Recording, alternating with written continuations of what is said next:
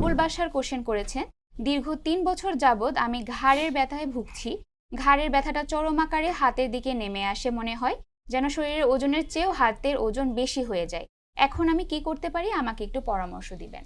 ধন্যবাদ মিস্টার আবুল বাশার সাহেব। আপনি বলেছেন আপনার ঘাড় থেকে ব্যথা হাতে চলে যাচ্ছে এবং হাত ভারী হয়ে যাচ্ছে, তার মানে আপনার ঘাড়ে ডিসপ্রলাপস হয়ে আছে এবং ডিসপ্রলাপসটা স্পাইনাল কর্ডের উপর আঘাত করেছে, যেটার কারণে হাতের ওজন বেড়ে যাচ্ছে, মানে হাতের শক্তি কমে যাচ্ছে। কারণ আমাদের যদি নার্ভ ব্লক হয়ে থাকে সেক্ষেত্রে মাসেলের শক্তি কমে যেতে থাকে এবং মাসেলের শক্তি কমে যাওয়ার কারণে আপনার হাতটা ভারী ভারী লাগছে। তো আপনাকে যেটা করতে হবে, এটা অবশ্যই আপনাকে রিহ্যাব ফিজিওথেরাপি করতে হবে।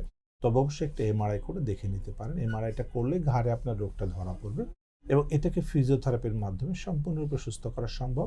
আপনার কিন্তু ওষুধ বা অপারেশন কোনো কাজ করবে না, এখানে ফিজিওথেরাপির মাধ্যমেই সম্পূর্ণরূপে সুস্থ করা সম্ভব। তো আমি আপনাকে সাজেস্ট করবো আপনি একজন ফিজিওথেরাপি স্পেশালিস্টের শরণাপন্ন হয়ে ফিজিওথেরাপি করেন, যেটাকে আমরা হচ্ছে রিহ্যাব ফিজিওথেরাপি। অবশ্যই এটা হসপিটালে গিয়ে আপনাকে করতে হবে। ধন্যবাদ।